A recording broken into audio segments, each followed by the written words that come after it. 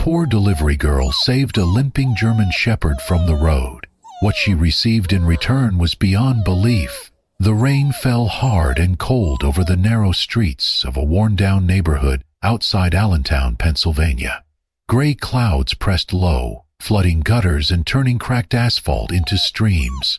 Celine Matthews, 26, hunched over the handlebars of her battered bicycle, pedaling through the storm. Her backpack sagged with the last delivery of the day, soaked through, likely ruined. She had been riding for 10 hours. Her legs ached, her fingers numb inside thin gloves. The bakery paid her just enough to scrape by. No savings, no real coat, but she managed. Turning onto a back road near the woods to cut time on her route home, Celine spotted something ahead. A dark shape, low to the ground, staggering between lanes. A truck sped past, horn blaring, wheels spraying water. The shape flinched but did not move fast enough. The truck swerved, barely missing. Celine braked hard. Her bike skidded to a stop. It was a dog, large, a German shepherd or close to it. Wet, matted fur clung to its trembling frame. One of its back legs dragged uselessly behind as it limped toward the shoulder.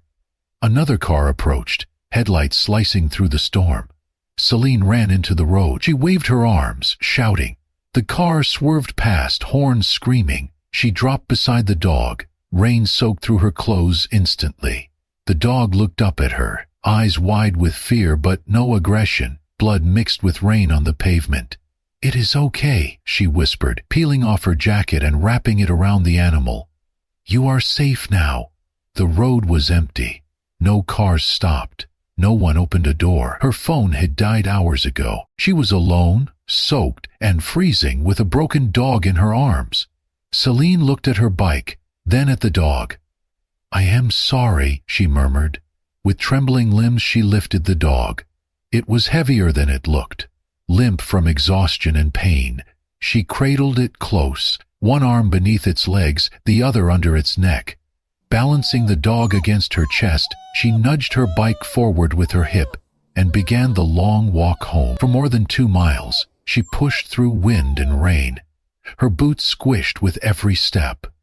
The dog remained silent, breathing shallowly, its body warm but still. At last, she reached her building. Her limbs were numb, her teeth chattered. She climbed the stairs, kicked open the door, and stepped into her small studio apartment. The power was out again. The room was dim and cold, but dry. She laid the dog on a towel, covered it with another, and lit a candle. Its flame flickered faintly.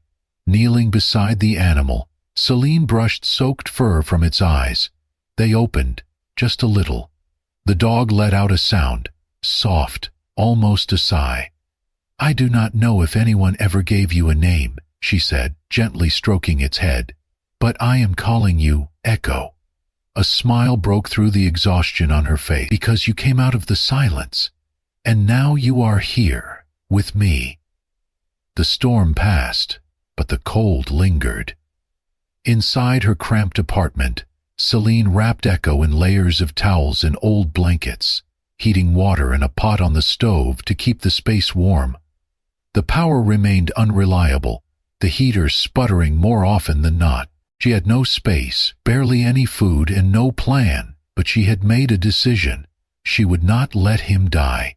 The next morning, she opened her near-empty fridge. A half-loaf of bread, a bruised apple, and a can of soup stared back at her. She poured the soup into a bowl, warmed it over the stove, and sat beside Echo on the floor. He was too weak to lift his head, so she used a spoon to offer him tiny sips, coaxing him to swallow. "You do not have to eat it all," she whispered, "but you have to try. That is the deal." He tried. That day, Celine rode across town, stopping at a small veterinary clinic tucked between an auto repair shop and a laundromat. She had passed it many times before, but never needed to go inside. Now she stood at the front desk, soaked from the wind, Echo wrapped in a blanket in her arms. The woman behind the counter looked up, startled. "I do not have money," Celine said, her voice shaking, "but he needs help, please." The veterinarian, An older man with a weathered face came out to examine the dog. After a long silence, he looked up. "He is badly infected, malnourished. That leg likely broken long ago and never treated. He needs care, real care." "I will work," Celine said quickly. "Clean floors, scrub kennels, take out trash, anything." They agreed. For the next 3 weeks, Celine returned to the clinic after every delivery shift, changing into scrubs and scrubbing floors until midnight. She washed cages, cleaned wounds, folded linens.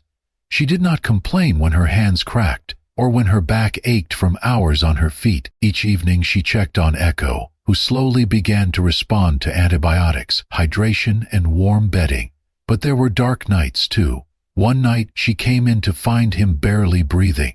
His fever had spiked. The infection was spreading. The vet warned her he might not make it through the night. Celine sat beside his cage, her head resting on the metal bars. "Please," she whispered, tears falling freely. "Please do not leave me. I know the world has not been kind to you. It has not been kind to me either. But if you go now, I do not know if I can keep going." She stayed with him until dawn, her hand resting gently on his side.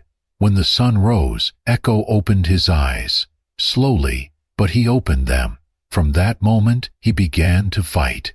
Week by week he gained strength. The infection cleared, his appetite returned. He could lift his head, then his body. He started to hobble across the room, tail wagging in tiny, hopeful motions. Celine began taking him on short walks outside, where he leaned against her leg like a shadow, always touching, always close. Soon he insisted on following her to work. He would wait outside the bakery, ears perked, watching the door until she returned. Customers began asking about him. Some brought scraps. A few even remembered him from the news story after his rescue and nodded in silent approval. Celine no longer minded the long hours or the cold rides home. At night she would talk to Echo like he understood every word. In his eyes, she saw something she had not seen in years: recognition, trust, love. She did not have much, but she had Echo, and for the first time in her adult life, she was not alone. Spring came late that year, but when it did, it brought with it something Celine had not felt in a long time: peace. The sun returned to the sky in soft patches, and the streets where she once rode alone now echoed with the sound of 4 paws beside her. Every morning, before the bakery opened, Celine and Echo walked together through the quiet neighborhoods. His limp had faded to a slight hitch, and though he would never run like he once might have, he moved with confidence, his head high, his ears alert. They shared everything. She talked to him about her deliveries, her dreams, her worries. Echo listened in his own way, sometimes glancing up at her with those deep, thoughtful eyes, sometimes nudging her leg when she got too quiet. The rhythm of their lives had changed. It was no longer just survival. There was something steady in their days now, something that resembled happiness. Customers began to notice. At first, a few people asked, "Is that the shepherd from the rescue story?" Then they began remembering his name. "Echo," they would say, offering treats, scratching behind his ears. One woman brought dog biscuits with every bread order. Children waved as Celine passed by on her bike, with Echo trotting beside her. He never needed a leash. He stayed by her side, always. And Celine changed too. She stood straighter, smiled more. Her clothes were still worn but clean, her hair tied back neatly. She took time to eat, to sleep, to breathe. She had never had much, and she still did not. But what she had felt more than enough when Echo rested his head in her lap at night. One evening, as the light faded from the sky and the air turned cool, Celine was sent on a late delivery to a housing complex on the edge of town. It was not her favorite route. The area was rough, dimly lit, and always too quiet. She told Echo to stay behind that time, afraid he might be tired, but as she turned the corner near the back alley, he appeared behind her anyway, trotting silently at her heels. She smiled, touched his head. You never listen, do you? When she reached the right address, she knocked once, twice. No one answered. As she turned to leave, two men emerged from the shadows behind the building. Their eyes were glassy, their steps uneven. One whistled, the other laughed. "Hey, sweetheart, what's in the bag?" one slurred. "Just bread," Celine replied, keeping her voice calm. "I'm leaving now." But they blocked her path, one stepping closer. "Why so fast? Stay and talk." Her hands clenched around the paper bag. Her heart pounded. She took a step back. That was when Echo moved. From behind the bush at the edge of the lot, he lunged forward with a growl that cut through the night. The sound was deep, raw, and full of something ancient. He stood between Celine and the men, his teeth bared, his fur raised. For a moment no one moved. Then the taller man cursed and backed away. "Crazy mutt!" he spat. The other followed, muttering, and within seconds they were gone. Echo stood still, watching the dark until the sound of their footsteps disappeared. Then he turned and pressed his head against Celine's hip, tail low but wagging. She dropped to her knees, wrapped her arms around him. "You were waiting," she whispered. "You saw them before I did." She held him close, breathing in the warmth of his fur, the steady thump of his heartbeat. It was in that moment she understood. Echo was not just a dog she had saved. He was her shield, her protector, her only family. Winter had settled deep into the bones of the city. The sky that evening was heavy with snow clouds, and the wind blew with a sharpness that cut through layers of clothing like paper. Celine pulled her knit cap down over her ears and zipped her jacket up to her chin. She had been hoping to get home early, but a last-minute call from the bakery had changed that. A customer out in the industrial zone had placed a late order, and no one else was willing to make the trip. She did not like delivering there. Empty warehouses, few streetlights, and long stretches of silence.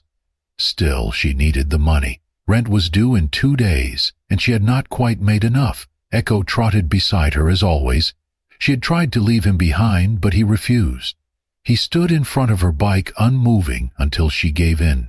Now, his breath puffed in the cold air as he kept pace, his eyes scanning every shadow, every alleyway they passed. The delivery went smoothly enough. Celine handed off the bread at a loading dock, thanked the man who barely looked her way, and turned back down the narrow access road that led to the main street. It was darker now, the snowfall beginning in soft flakes. The world was quiet, except for the crunch of her boots and the sound of Echo's paws on frozen ground. Then it happened. From behind a parked truck, a figure emerged. A man, tall, broad-shouldered, face hidden beneath a hood, lunged toward her. She had no time to scream. He grabbed her bag, yanked hard, and shoved her backward. She slipped, landing in the snow-covered ditch with a cry of pain. The cold shocked her body, but the fear froze her faster than the ice beneath her. The man stepped toward her again, reaching down, and then Echo struck. He came from the left, a blur of fur and fury. His jaws clamped down on the attacker's arm with a growl so loud it seemed to shake the air. The man shouted in pain, swinging wildly at Echo, trying to kick him off, but Echo held firm. Even as boots struck his ribs, even as blood darkened the snow beneath them, he did not let go. Somewhere nearby, a porch light flicked on. A neighbor, hearing the screams, opened their door and called the police. The man tried to flee, but Echo's grip slowed him enough for help to arrive within minutes. The flashing lights painted the street in red and blue. Officers rushed in, restrained the man, and knelt beside Celine, who was still in the snow, clutching her shoulder. Another officer knelt beside Echo, who stood over her, body trembling, head bleeding from a deep gash near his ear. "He would not stop," one officer said, staring at the bloodied attacker. "That dog held him until we got here." Celine's voice shook as she looked at Echo. "He saved me." At the emergency vet clinic that night, the staff moved quickly to treat Echo's wounds. He had lost blood but was stable. Celine sat beside him the entire time, refusing to leave even for a moment. Her arm was in a sling, and bruises covered her side, but all she cared about was the slow, steady rhythm of his breath. By morning, the story had already spread. Local news picked up the incident, dubbing Echo a hero dog. Social media buzzed with his photo, muzzled gently, bandaged, but with that same alert, loyal look in his eyes. The town rallied behind them. Donations poured in to help cover medical bills. Strangers sent cards, food, even toys. Everyone seemed to agree on one thing. Echo had not just protected Celine, he had become something rare in the world. A guardian, a survivor, a symbol of the kind of love that never backs down. The weeks that followed felt like a dream Celine never dared to dream. The story of Echo's bravery spread far beyond their small Pennsylvania town. Local newspapers ran headlines like, "Delivery girl's dog fights off attacker, saves her life," and TV crews parked outside the bakery, hoping for a glimpse of the German Shepherd with the scarred ear and unshakable gaze. But it was one particular viewer, watching from a quiet living room hundreds of miles away, who changed everything. Robert Kilner, a retired Marine and successful small business owner, sat in silence as the news segment ended. He had once depended on a dog just like Echo in the deserts of the Middle East, a canine partner who had saved his unit more than once. He knew loyalty when he saw it. He also recognized that kind of quiet strength in Celine, a young woman who had nothing, yet gave everything for a wounded creature no one else would have stopped for. The next day, Celine received a letter, delivered by hand. It came with a business card and a folded property deed. Robert had purchased a small cottage on the edge of town and put it in her name. In his note he wrote, "You gave that dog a second chance. He gave you life. Let this be the beginning of both of yours." That was not all. The bakery owner, moved by the outpouring of support and realizing what he had overlooked for far too long, offered Celine a promotion. She would no longer be riding her bicycle through wind and rain. She would manage the storefront, train new staff, and help build the bakery into something stronger. For the first time in her life, Celine had stability, a key of her own, a front door that opened to something more than survival. She could have stopped there. Most would have, but Echo had changed her, not just her life, but her heart. Within a month she turned the small cottage into something more. She cleared out the old shed in the backyard, repaired the fence, and began welcoming in the stray dogs people used to ignore. Some stayed for a night, others stayed for weeks. She called it Echo's Porch and painted the name in white letters above the front gate. Neighbors started dropping by with bags of kibble and cans of food. A local carpenter offered to build dog houses. Children came to play, drawn by Echo's gentle nature. He sat beside them quietly, watchful and kind, as if he understood they needed something more than games. One afternoon, a mother brought her son, a boy of 6 who had not spoken since a car accident months earlier. The child sat in the grass, his fingers brushing the edge of Echo's fur. Echo lay down beside him, still and warm. Minutes passed.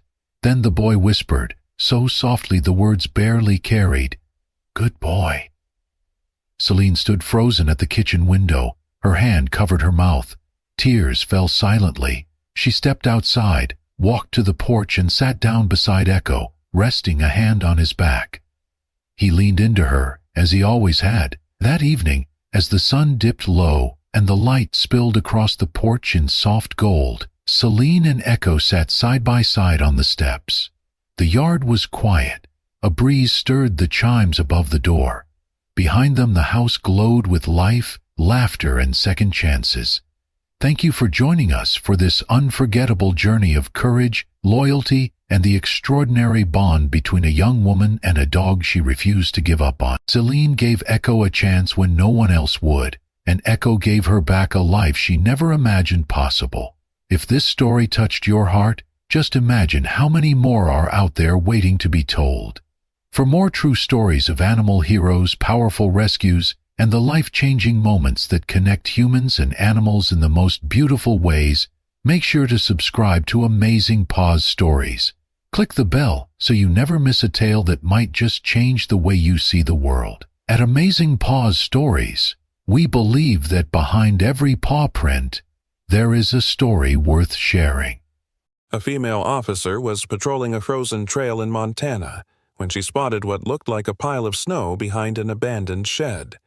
But, as she stepped closer, she froze. Beneath the ice was a lifeless German shepherd, eyes shut, body still, barely clinging to the shape of life. She almost called it in as deceased, until a faint twitch of his ear changed everything. What followed was a race against time, a buried truth from a forgotten police unit, and a town that would be shaken by the courage of a dog no one was supposed to remember. What happened next will break your heart and piece it back together. Before we begin, tell me, where are you watching from? Drop your country in the comments. I want to see how far this story of loyalty and miracles can travel. The snow had fallen steadily through the night, blanketing the town of Silver Creek, Montana, in a quiet stillness that muffled sound and blurred the edges of everything. At 6:15 a.m., the only movement came from the wind pushing powdery flurries across the two-lane highway and the occasional flicker of amber light from the sheriff's SUV weaving down the frost-covered back roads. Officer Emily Warren, 35, sat behind the wheel in silence. She had short chestnut hair tucked beneath her navy patrol cap, a soft dusting of freckles across her pale cheeks, and eyes the color of wet slate. Beneath her uniform's tough exterior dark winter jacket, duty belt, and steel-toed boots was a woman still healing. Emily had recently returned to duty after a 6-month leave.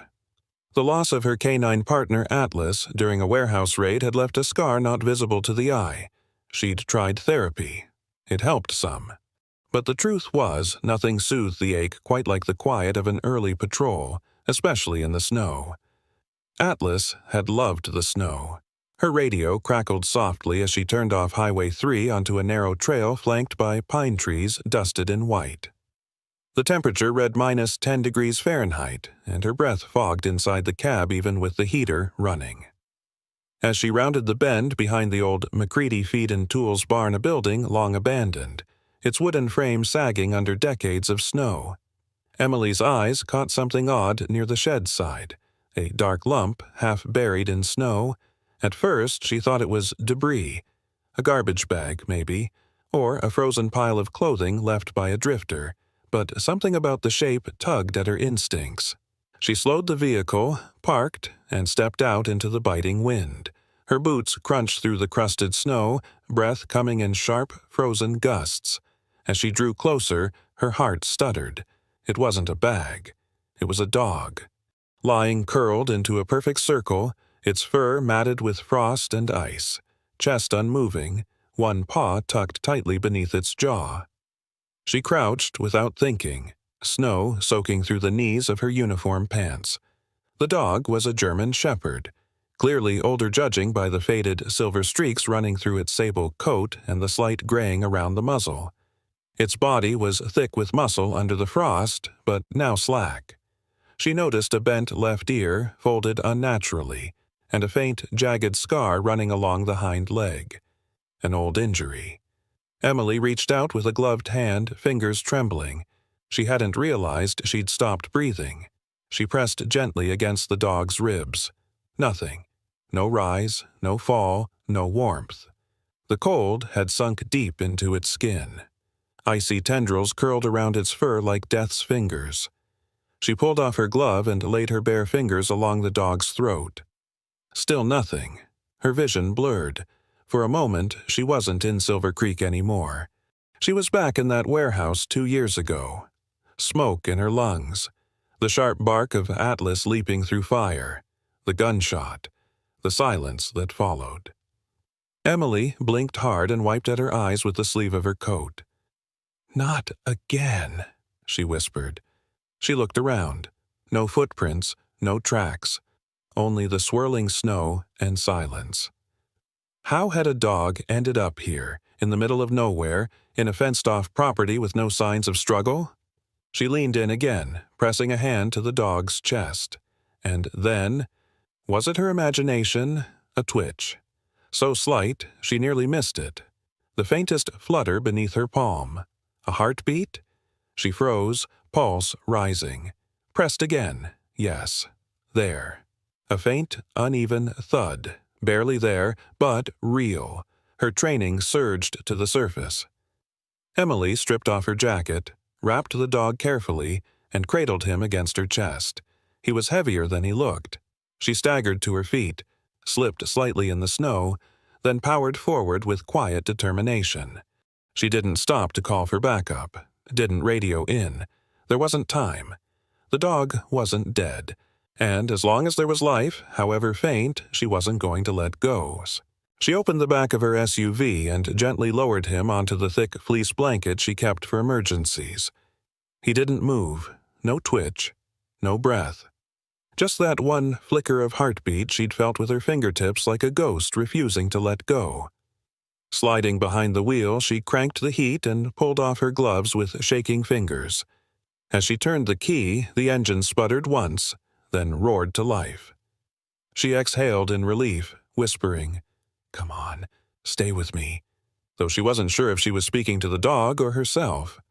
The road back into town blurred past, pine trees dissolving into white smears on either side. Her eyes kept darting to the rearview mirror, watching the blanket in the back seat, searching for any sign of movement. "Don't you die on me," she murmured, gripping the steering wheel tighter. "Not you. Not like Atlas." The name cracked something open in her chest. She hadn't spoken it aloud in months. As the first light of morning broke across the icy fields, Emily drove faster, pushing 60 through the curves. Snow flurries whipped at the windshield like white sparks. Her jaw was clenched so tightly it ached, her heart a low thud of dread and defiance. She wouldn't let him go. Not this time, not again. Emily's breath came in ragged clouds as she carried the dog through the station's side door. Snow clung to her boots, melting into slush on the linoleum floor. The morning shift hadn't started yet. The building echoed hollow and dim under the fluorescent lights. She didn't head for the kennel wing or the front desk. Instead, she made a sharp turn into the break room, the only place in the small Silver Creek Sheriff substation with a sink, a heater, and a clear counter. She kicked the door shut with her boot and gently lowered the dog onto the rug in front of the small heater. The German Shepherd was motionless, barely more than a fur-covered shadow. His breathing, if it existed, was imperceptible. Emily unzipped her jacket from around him and started rubbing his body firmly with a clean towel from the kitchenette drawer, trying to stimulate blood flow. She turned the heater up, careful not to get him too close, and began warming a bowl of water in the microwave. The dog's fur was still hard with frost, his hind legs stiff where an old scar split the fur. His ears, one of which bent awkwardly, didn't respond to touch. But beneath the fragile silence, Emily could feel it again. A heartbeat. Faint, inconsistent. But there. The break room door burst open. "Emily?" The voice belonged to Lieutenant Tom Harker, her direct supervisor. He was a tall man in his mid-50s, broad-shouldered and clean-shaven, with a flat-top haircut that matched his no-nonsense personality. His uniform was always pressed, badge gleaming, eyes sharp with the weariness of a man who'd seen too many winters and too many small-town tragedies. "What the hell are you doing?" he barked, eyes shifting from her to the heap of barely alive fur on the floor. Emily didn't pause. "He's alive!" Tom stepped closer, frowning. "That thing's half dead, and you dragged it into the station? What if it has parvo? Rabies? You should have called animal control, not hauled it in here like some charity case." She stood up, blocking his view. "I checked for a chip. Nothing. No collar. But he has an old police canine scar on his back leg left side. I've seen that kind of mark before. He's not some stray." Tom exhaled, exasperated. "Even if that's true, you're not a vet. You're a beat cop, and this is not your job. You need to let this go." Emily's voice was low but steady. "Not again." Tom hesitated. The room fell quiet except for the low hum of the heater and the microwave beeping behind her. "Look, I know what happened with Atlas," he said, softer now. "But this won't bring him back." "I'm not trying to bring him back," she snapped. "I'm trying to save this one." Tom rubbed his temples, then sighed. "You've got 2 hours. After that, I'm calling animal services." Emily didn't reply. He closed the door behind him. She turned back to the dog, who still hadn't stirred. She carefully soaked a second towel in the warmed water, tested the temperature, and wrapped it around the dog's front paws. His body remained slack, but she noted his tongue moved slightly when she dabbed it with warm water. Progress, even if small. In the corner of the room, she set up her old med kit from the glove compartment. Bandages, antiseptic, a small pair of surgical scissors, leftovers from years of habit. She checked his temperature with a digital thermometer from the drawer. 84.7 degrees Celsius. Dangerously low. She moved with clinical precision, everything automatic. Each action soothed the trembling in her limbs.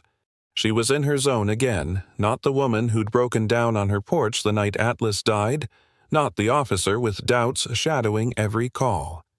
Here, she was a responder. Outside, the sun began to rise, turning the snowdrifts golden against the frosted windows. An hour passed.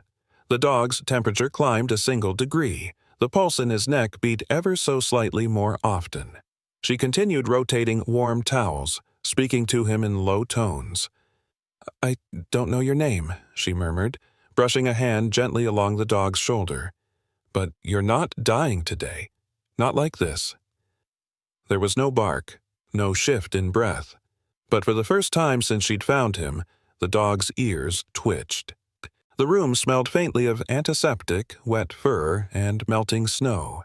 Emily crouched beside the German Shepherd on the break room floor, her hands red from warmth and friction, her breath coming in shallow waves. The space heater hummed tirelessly, its orange coils glowing behind the mesh like a tiny sun. 2 hours had passed since she'd found him. The towels had been changed 4 times. His temperature was now 86.1 degrees Celsius, still far too low. She dabbed his muzzle with a damp cloth and watched his chest with aching focus. There had been a movement earlier, a twitch of the ear, then the faintest shudder in the flank, but nothing else. Her knees were sore, her back tense, and yet she couldn't stop. Something in this dog, in his silent stillness, echoed too much of her past. The door swung open again. This time, it wasn't Tom. A woman stepped in, brushing snow from her dark green coat, a worn satchel slung over one shoulder.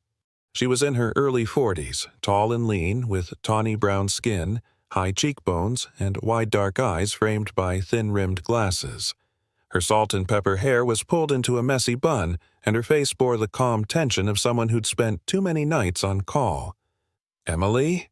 she asked, her voice low but direct. "Tom said you had a case for me." Emily stood, wiping her hands. "Dr. Sarah Blake. Thank you for coming." Sarah offered a brief nod and crouched down beside the dog without hesitation.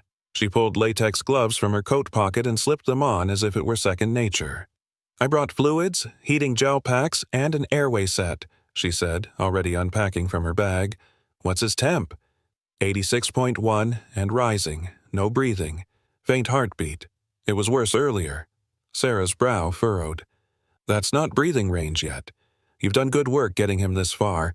Let's see if we can bring him back the rest of the way." They moved like clockwork. Emily handed Sarah towels fresh from the dryer while Sarah placed gel packs at the dog's armpits and thighs, critical points for core warming. Sarah had been a traveling emergency vet for most of her career. After losing her own rescue dog in a barn fire 8 years ago, she'd started volunteering in rural counties where veterinary access was limited.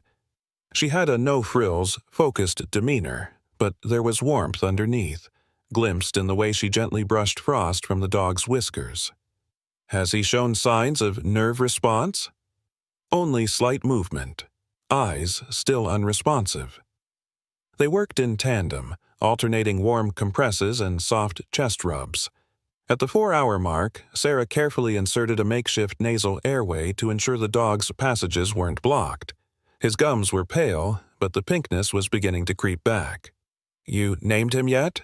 Sarah asked while massaging one of the hind legs to promote circulation. Emily hesitated, then softly said, "Rex?"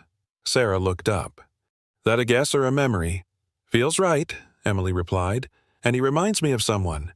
For the first time, Sarah's expression softened further.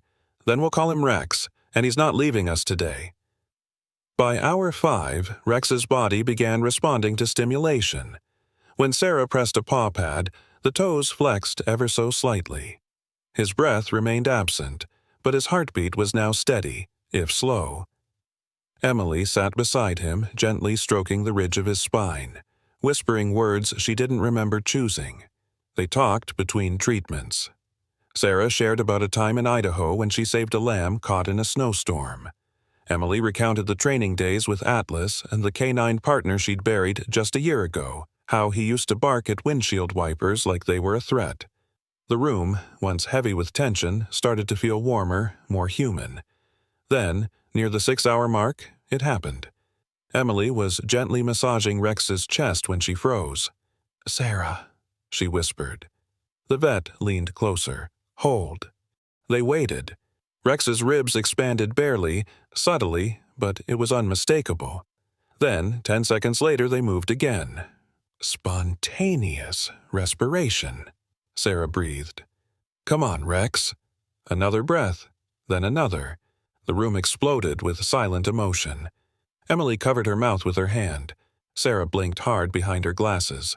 Rex's tongue slid slightly from the corner of his mouth. His breath was shallow, uneven, but it was real. His pulse quickened, rising to a consistent rhythm. "He's back," Emily whispered. "He's really back." Sarah checked his eyes again. Still fixed, but not as glassy. His pupils began to contract slightly in response to light. "I'm not promising full recovery," Sarah said, voice tight with cautious hope. "But this is rare. This is something special." Emily knelt, forehead touching Rex's side. The steady rise and fall of his chest met her skin like the beat of a long-lost drum. The snow had slowed to a gentle drift, casting a pearly sheen across Silver Creek's rooftops and burying yesterday's urgency beneath a deceptively calm blanket of white. Inside the sheriff's substation, the atmosphere was anything but calm. Emily stood at her desk in the bullpen, typing out the incident report with one hand while holding a lukewarm cup of coffee in the other. Her body ached from the long night, her shoulders tight with the tension of what still lay ahead.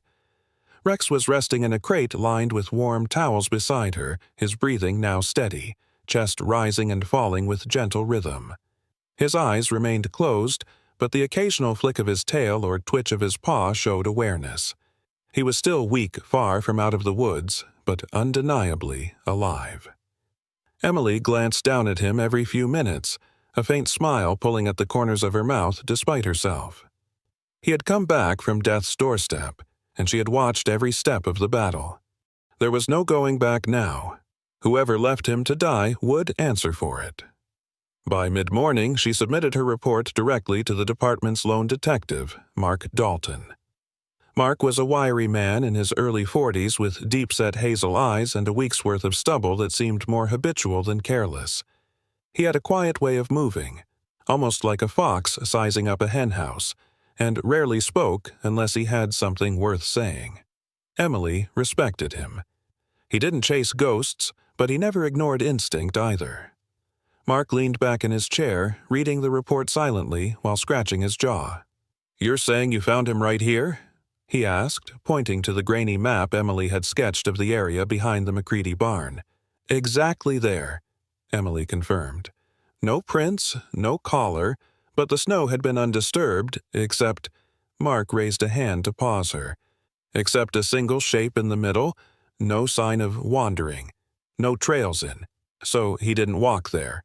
Emily nodded. "Someone placed him there, like a drop-off, and they wanted him found dead."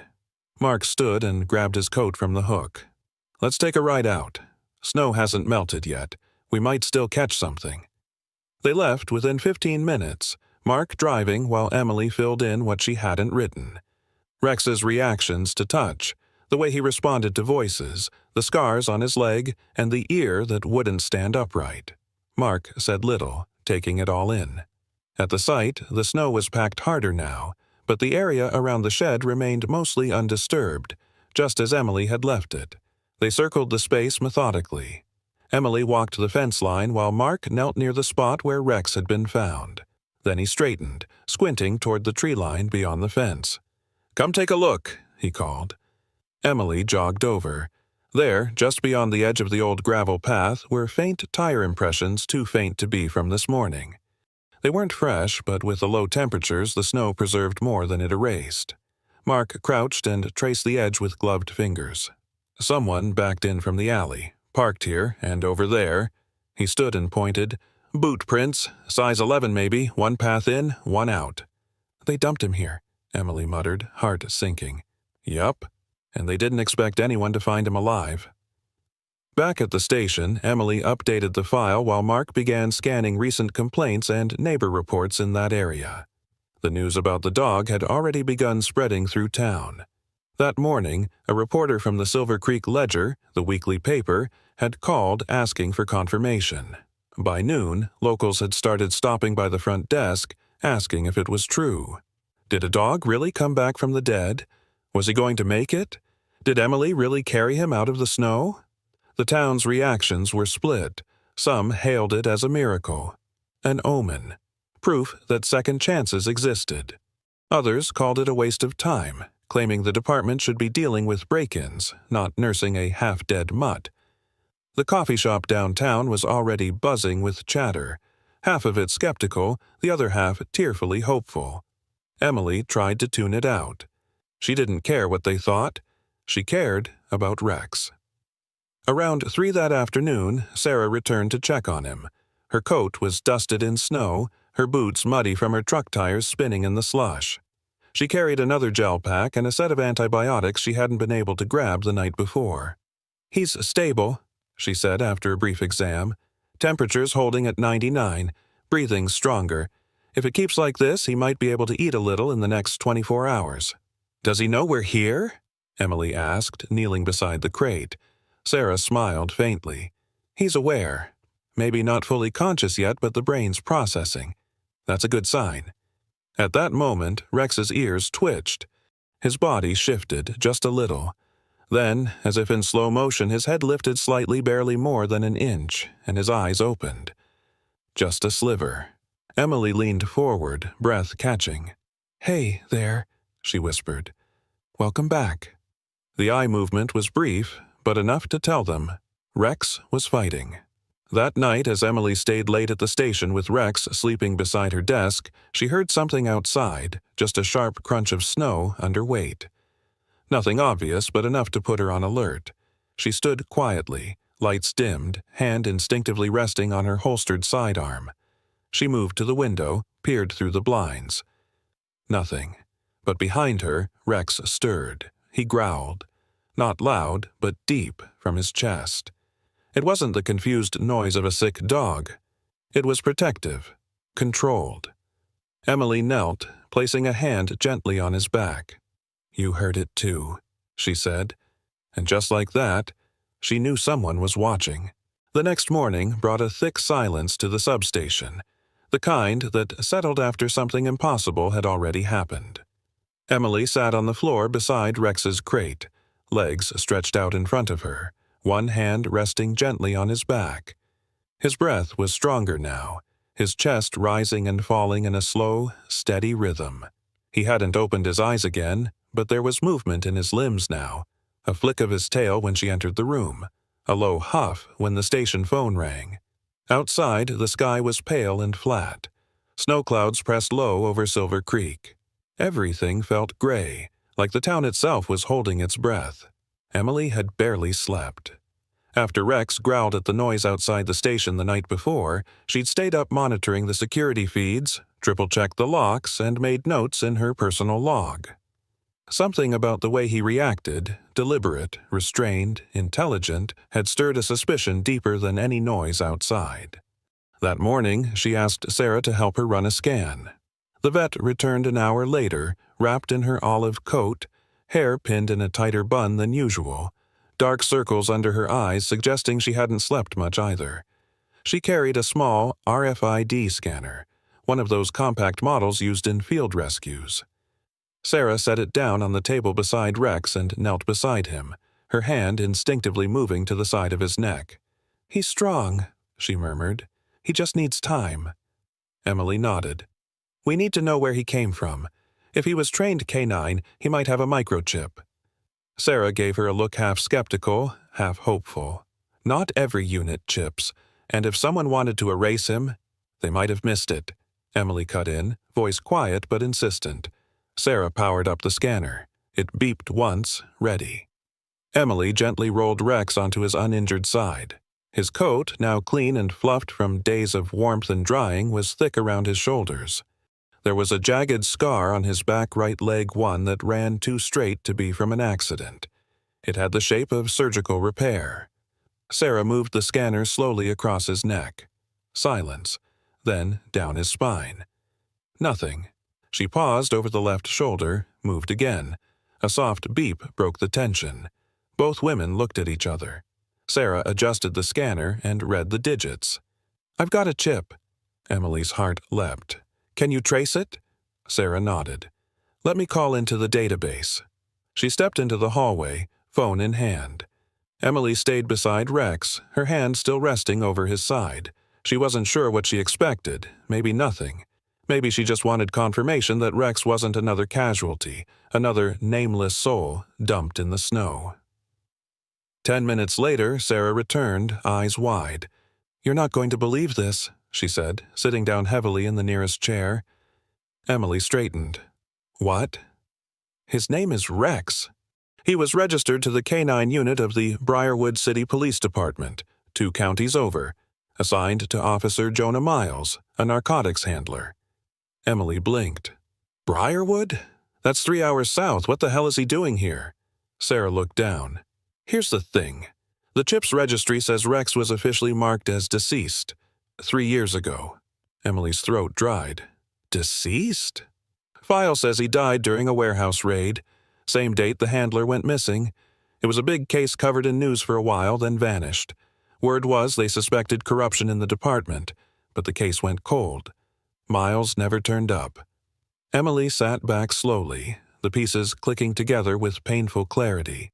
Her chest tightened. A warehouse raid. A handler who vanished. A K-9 declared dead and now lying alive in her break room. It was too familiar. She stood, pacing. "Atlas died during a warehouse op too. That's why I left the force for 6 months. Different city, different crew, but it still feels close." Sarah leaned forward. "You think that's more than coincidence?" "I don't believe in coincidence anymore." They both turned to look at Rex. He was stirring now, ears twitching as if hearing echoes from a place neither of them could reach. Emily sat back down beside him, brushing her hand gently across his forehead. He wasn't just dumped. He was buried. Buried under someone else's secret. A silence settled between them, one that felt like the opening of something bigger. Emily didn't say anything for a moment, but in her mind, she saw Atlas again, his last moments, the flash of the muzzle, the silence that followed. And now here was Rex, not Atlas, not hers, but somehow walking the same haunted line. And she couldn't help but wonder, was it chance that brought him into her life, or something else entirely? The morning came heavy with silence, a dull gray stretching over Silver Creek like a drawn curtain. The sun never broke through. Snow had fallen again during the night, wiping away the traces of tire tracks and footsteps outside the sheriff's substation. But Emily didn't need prints to know someone had been there. She'd stayed on the cot in the break room with Rex curled in a blanket beside her, his breathing steady but shallow. He was healing, but still too weak to stand for long. Even so, just before dawn he'd lifted his head, ears twitching, and let out a low, hoarse bark not toward her, but the door. A warning. Emily had frozen, instinct flaring. She moved quickly but quietly, peering out through the narrow blinds. Nothing. No movement in the parking lot. No figures on the street. But something had been there. She could feel it. And, more importantly, Rex had felt it first. Later that morning, Sarah arrived early, her truck engine sputtering as it pulled into the lot. She stepped out wrapped in a thick black parka, boots already caked in snow, her breath puffing in the cold air. Her face was set in quiet determination, but there was fatigue in her shoulders. Emily met her at the door and said, "He barked last night low and sharp, like a warning. I didn't see anything, but he knew." Sarah didn't hesitate. You need to file an incident report. I already did, but I think it goes deeper. Sarah checked on Rex, then pulled a thermal scanner from her bag. As she scanned his vitals, she glanced sideways at Emily. You're not just thinking like a cop anymore, you're thinking like someone who's been hunted before. Emily didn't reply. She didn't need to. The file on Briarwood PD was thin. Mark Dalton had pulled what he could half-sealed reports, a string of internal investigations and vague mentions of a narcotics bust gone sideways. What was clear was this. 3 years ago, Officer Jonah Miles and K9 Rex were assigned to a drug trafficking surveillance op targeting a warehouse tied to an interstate smuggling network. Something went wrong. Miles vanished. Rex was marked as deceased, and the case was swept under the rug. Emily stared at the printout of the last Briarwood case file, now lying across her desk. One sentence stuck with her like a burr in her side. No trace of Officer Miles or the K9 unit was recovered. Warehouse fire destroyed all physical evidence. Except Rex was here. Breathing, watching, remembering. Later that afternoon, while she was updating her logbook, a plain envelope appeared on her desk. No name, no return address, just for Officer Warren, scrawled in uneven handwriting. She opened it cautiously. Inside was a single slip of paper with words typed in blocky black font. Stop digging. He's not your dog. This isn't your case. Emily's fingers tightened around the paper. No signature. No threat, but the message was clear. Someone was watching, and someone didn't want Rex remembered. She scanned the station's security footage. No luck. Whoever left it had timed it perfectly, between the shift change, during a power flicker that reset one of the cameras in the hallway. She showed it to Mark. He frowned, lips pressed tight. This smells like a cleanup job, he muttered. Professional, quiet, and local. If this ties into that Briarwood case, someone doesn't want that can of worms reopened. Emily said, Rex is the only witness left. Mark nodded slowly. Then someone wants him silenced. Meanwhile, Silver Creek was shifting. The town that once whispered quietly behind mugs of coffee now buzzed with the story of the dog who came back from the dead. Some people saw him as a miracle. Others said he was cursed. A few muttered that Emily should have let him die, that she was stirring things best left buried. At the diner, the waitress didn't meet her eyes. At the gas station, people talked in hushed tones when she walked in. And at the grocery store, someone left a note tucked under her windshield wiper. He doesn't belong here, and neither do you if you keep pushing. The pressure was mounting. That evening, Emily returned to the station early. She didn't trust her apartment, not now. She pulled the cot back out in the break room, curled a blanket around Rex, and sat beside him with her service weapon holstered but unlatched. Around 2 a.m., a noise woke her. It was subtle. A faint clink of metal, a slow creak of the back door, not the front. The one used by officers, rarely locked during winter to keep the ice from jamming the latch. But Emily had locked it. She was sure. She reached for her belt and stood silently. Rex was already awake. He didn't bark this time. He growled deep, steady, protective. Emily stepped into the hallway, her footsteps muffled on the linoleum. The overhead lights were off, casting shadows long and jagged. She moved slowly toward the back door. There was no one there, but the lock had been scraped. Scratched, as if someone had tried to force it, then stopped. A message. Another warning. She stood in the cold, dark corridor, Rex leaning heavily against her side. He was still frail, still recovering. But in that moment, he was present, alert. Emily reached down and placed a hand gently over his scarred flank. Let them watch, she whispered. Let them try. Because now she wasn't alone. The snow began to fall in earnest that evening, thick flakes descending in silent spirals that swallowed sound and blurred the lights of Silver Creek into hazy halos. By nightfall, the sheriff's substation was nearly buried in a quiet white cocoon, the kind that made roads impassable and phone lines unreliable. The perfect cover for someone looking to finish what they'd started. Emily knew it was coming. For days, the signs had built steadily. The anonymous warnings, the tampered locks, the whispers from town.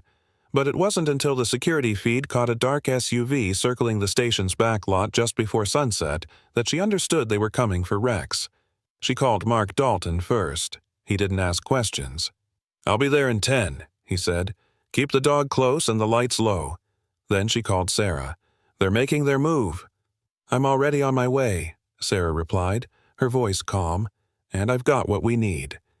Emily locked the main entrance and pulled the blinds tight. She moved Rex's crate closer to the central hallway, where there were no windows and fewer sight lines.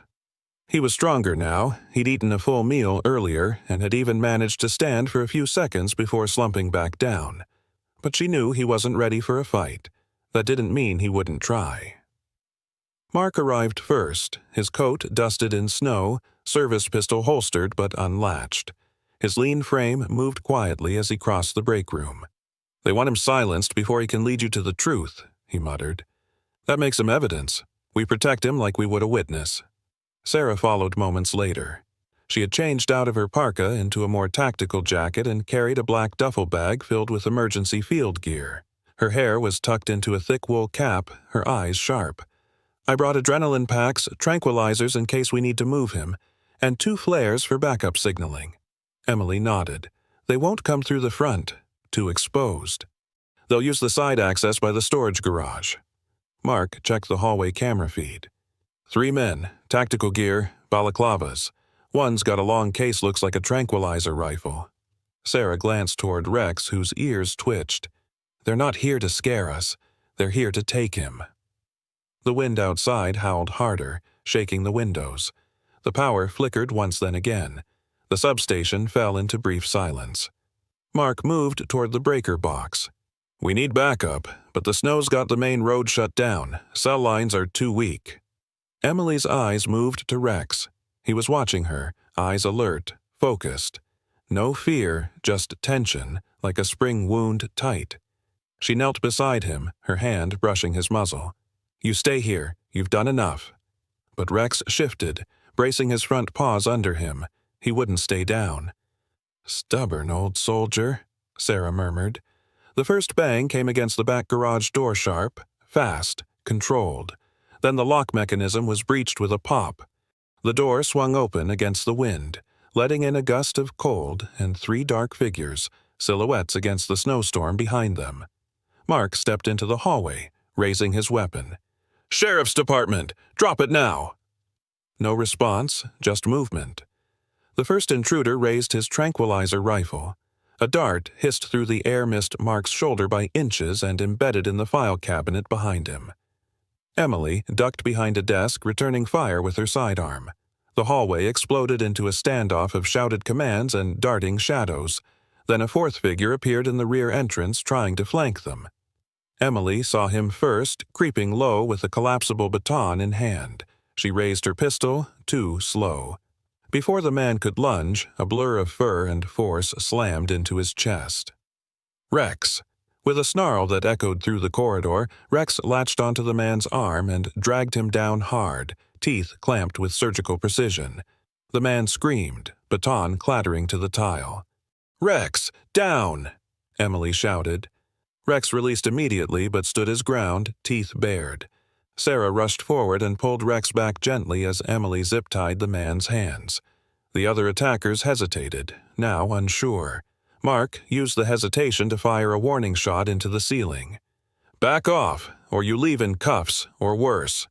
The men bolted. Retreating through the snowstorm, they disappeared into the white blur like ghosts evaporating. Outside, tires screeched, then silence. The wind roared louder. Inside the station, the chaos dissolved into heavy breathing and the low growl of a still-primed German shepherd. Emily knelt beside Rex, wrapping her arms around him. His fur was warm now, damp from exertion, eyes wild with adrenaline. "You saved my life," she whispered. "Again." Sarah stood nearby, panting, cheeks flushed.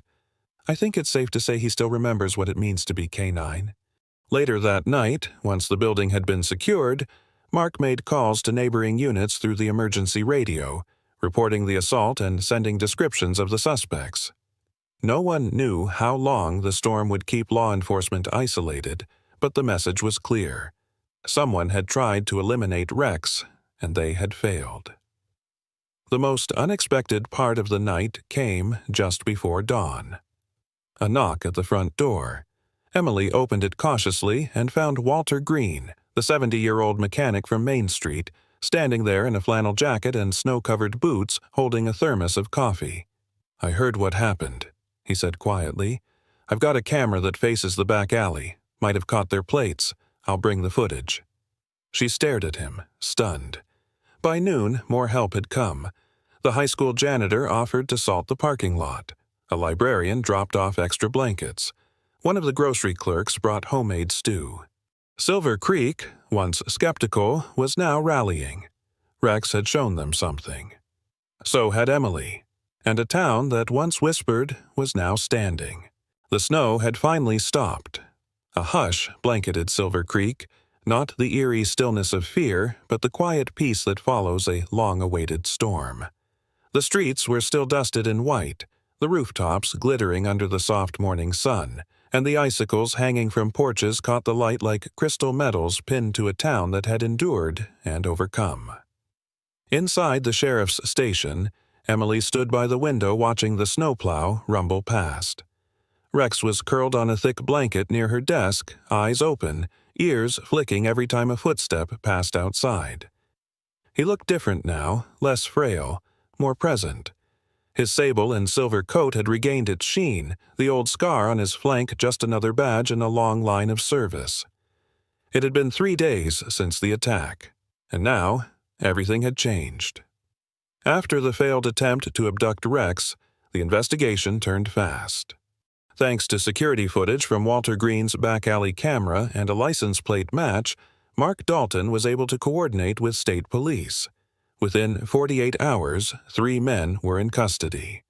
They were linked to a private security firm with known ties to the Briarwood smuggling ring, the same ring Rex and Officer Jonah Miles had investigated 3 years ago. Emily had listened in stunned silence as the puzzle pieces finally fit. The smuggling operation had been vast, transporting illicit goods, mostly narcotics and high-end black market tech, using retired police properties and off-the-books shipping routes. Jonah Miles had gotten too close, and when the operation realized Rex had survived, they made sure both were erased, or so they thought. Emily walked to the center of the bullpen where Sarah was going over final paperwork with Mark. The vet looked more relaxed today, her usual functional braid looser over one shoulder, the tiredness in her eyes now paired with something else, pride. She had spent countless hours tending to Rex, never once questioning if he was worth saving. Mark tapped the last line of the report with his pen. "This gets him cleared. No more threats. He's officially off the record. And now, back on it." Emily smiled. "Thank you both for believing in him." Sarah gave a quiet shrug. "He believed in us first." That afternoon, a small gathering formed in the center of town. The Silver Creek Mayor Sharon Lindley, a petite woman in her late 50s with cropped silver hair and a voice made for courtroom speeches, stood at the foot of the stone platform in the town square, facing a modest crowd. Local residents, deputies, business owners, and even children from the elementary school stood bundled in scarves and boots, huddled together under the winter sun. There were no marching bands or press cameras. Just neighbors, warm breath in the air, and something unspoken hanging between them, a shared understanding that they had witnessed something extraordinary. Emily stepped up to the front with Rex walking slowly at her side. He moved with a noticeable limp but held his head high, ears alert. A red service scarf had been tied around his neck, and his badge, a newly commissioned one from the county sheriff's office, gleamed against the fabric. Mayor Lindley lifted the microphone, her voice clear despite the chill. "We often think of miracles as things that happen far away, in big cities, on the news, in stories passed around but never quite believed. But this town, our town, just witnessed one." She turned slightly to face Emily and Rex. A dog declared dead, a woman who refused to believe it, a town that came together, and a second chance that turned into a purpose. Applause broke out, unprompted, rising and echoing off the brick buildings surrounding the square. Emily felt her throat tighten. She looked down at Rex, who looked up at her calmly, eyes intelligent and steady. She knelt beside him, pressing a kiss to the top of his head. After the crowd dispersed, and after the last handshake and thank you, Emily returned with Rex to the substation. She didn't head for her desk or the break room. Instead, she led him out the back door, past the alley and up the hill behind the building where a wooden bench overlooked the frozen creek winding through town. She sat. Rex laid beside her, head resting on her boot. For a long while they said nothing. The sun dipped toward the edge of the forest, the light turning gold across the snow. Emily reached into her coat and pulled out a photo from her inside pocket. It was folded, soft at the corners, a picture of her and Atlas, her old K9, taken the year before he died. They were both younger in the image. She was smiling. He was panting beside her, tongue out, eyes bright. "I think you would have liked him," she whispered to Rex. He was reckless, brave, too brave sometimes. He would have barked at you for being so quiet. Rex nudged her hand with his nose. She smiled through the lump in her throat. "But you're the quiet kind of brave, aren't you?" Behind them, the town carried on kids sledding down the school hill, dogs barking in fenced yards, plumes of smoke curling from chimneys. Emily looked ahead into the trees and felt for the first time in years peace. Not because the pain was gone, but because something had grown in its place. Something loyal, something healing, something reborn. Sometimes miracles don't come in lightning bolts or burning bushes. Sometimes they arrive quietly, in the form of a wounded dog left to die in the snow, or a woman who refuses to give up when everyone else says it's hopeless. This story isn't just about a K9 named Rex. It's about faith, redemption, and the unseen hand of God working through ordinary people and broken moments. Rex was declared dead, forgotten, thrown away. But God wasn't finished with him. Just like many of us feel forgotten or broken, he reminds us you are not alone. He sees every tear, every battle, every silent prayer whispered into the night. And sometimes he sends his answer in the most unexpected ways. In your life, there may be things that feel lost, dreams, relationships, hope. But this story is proof. What feels dead can live again. There is no place too cold, no scar too deep, no past too broken that God cannot redeem. If this story moved you, please comment Amen. If you believe in second chances, God bless you, and remember, even in the darkest snowstorm, a guardian can be reborn.